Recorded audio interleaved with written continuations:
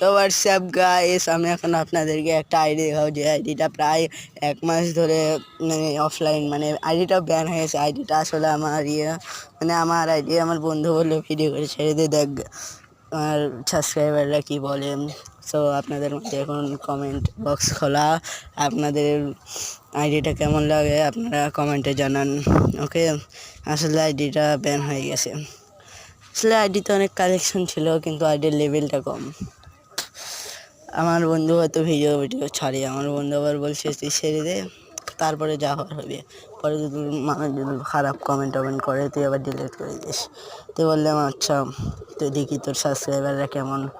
আর আপনারা যদি চ্যানেলে নতুন হয়ে থাকেন অবশ্যই চ্যানেলকে সাবস্ক্রাইব করে দেবেন এবং শুরু থেকে শেষ পর্যন্ত দেখবেন সবাই। সো আইডিটা দেখুন।